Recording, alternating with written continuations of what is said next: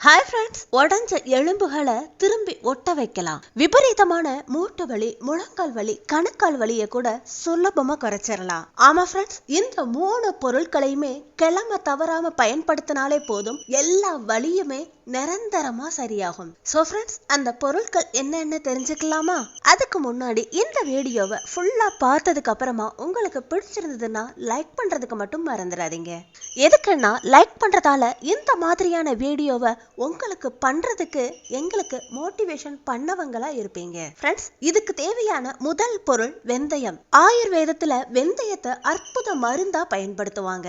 ஏன்னா இதுல ஆஸ்ட்ரஜன் அதிகமா இருக்குது.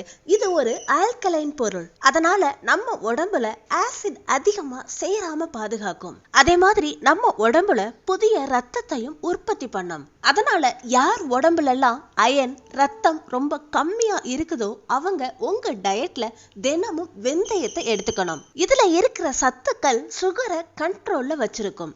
உங்க உடம்புல சுகர் ரொம்ப ஹையாவோ இல்ல லோவாவோ இருந்தா தினமும் வெந்தயத்தை எடுத்துக்கோங்க. அது மட்டும் இல்லாம உங்க உடம்புல வீக்கம் வலி அதிகமா இருந்துச்சுன்னா அது நம்ம உடம்புல பல நோய்கள் வர வைக்கிற வாய்ப்பு அதிகமா இருக்குது. குறிப்பா இடுப்பு வலி, மூட்டு வலி, முழங்கால் வலி, கணுக்கால் வலி, உள்ளங்கால் வலி, இந்த மாதிரி பல விதமான வலிகளை ஏற்படுத்தும். அதனால அப்படிப்பட்டவங்க தினமும் வெந்தயத்தை தவறாம எடுத்துக்கணும். வெந்தயம் நம்ம உடம்புல ஒரு பெயின் கில்லரா வேலை பண்ணும். அதோட உங்களுக்கு அஜீரண பிரச்சனை இருக்குதா? நீங்க சாப்பிட்ட சாப்பாடு சரியா ஜீரணமாக மாட்டேங்குதா?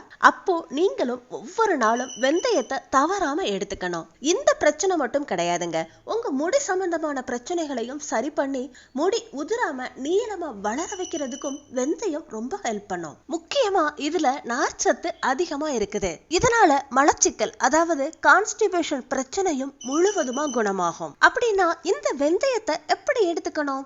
இதை நீங்க நைட்டு தூங்குறதுக்கு முன்னாடி ஒரு கிளாஸ் தண்ணியில 1 ஸ்பூன் வெந்தயத்தை போட்டு நைட்டு முழுவதுமா ஊற வைக்கணும். காலையில எந்திரிச்சதுக்கு அப்புறமா அந்த தண்ணிய கொஞ்சமா சூடுபடுத்திட்டு அந்த தண்ணிய முதல்ல குடிச்சதுக்கு அப்புறமா ஊற வச்ச வெந்தயத்தை நல்லா மென்னு சாப்பிடுங்க.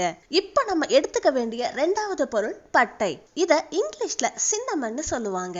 இது நம்ம பிளட்ல சுகர் லெவலை கண்ட்ரோல்ல வச்சிருக்கும். இதயத்தோட ரத்த நாளங்கள்ல ஏதாவது பிளாக்கேஜஸ் இருந்தா முழுவதுமா குணப்படுத்தும். அது மட்டும் இல்லாம யாருக்கெல்லாம் ஸ்கின்ல அரிப்பு, சொரிசிரங்கு, இந்த மாதிரி ஸ்கின் சம்பந்தமான அலர்ஜிஸ் இருக்கோ அவங்க பட்டைய தவறாம எடுத்துக்கணும். இது நம்ம உடம்புல வாதத்தை குறைக்குது. அதனால நம்ம உடம்புல இருக்கிற கெட்ட வாயுக்கள் வெளியில போயிருது. உங்களுக்கு கை கால்கள்ல திமிர் பிடிக்கிறது அதிகமா இருந்துச்சுன்னா பட்டைய தவறாம எடுத்துக்கோங்க.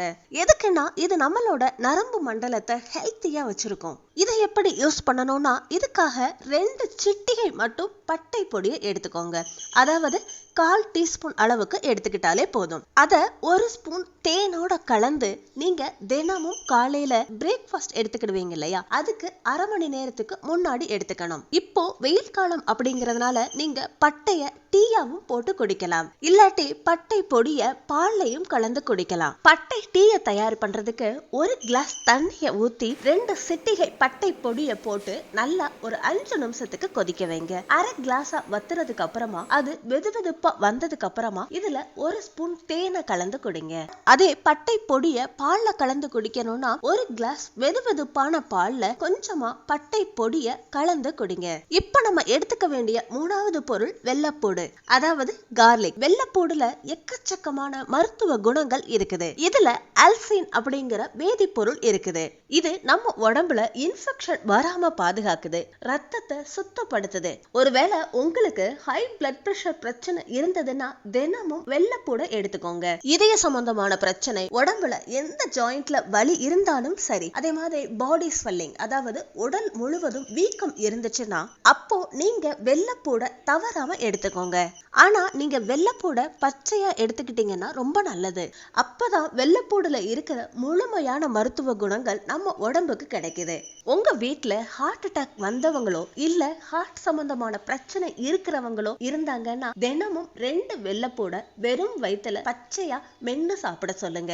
ஒருவேளை உங்களுக்கு டயபெட்டிக்ஸ் பிரச்சனை இல்லாட்டி இந்த பச்சை வெள்ளைப்பூட சின்ன சின்னதா கட் பண்ணி தேனோடையும் கலந்து சாப்பிடலாம். ஆனா உங்களுக்கு சுகர் இருந்தா மட்டும் தேனை கலக்க வேண்டாம். இந்த மாதிரி 2 பச்சை வெள்ளைப்பூட சாப்பிட்டு அந்த நேரத்துல ஒரு கிளாஸ் வெதுவெதுப்பான தண்ணிய குடிங்க.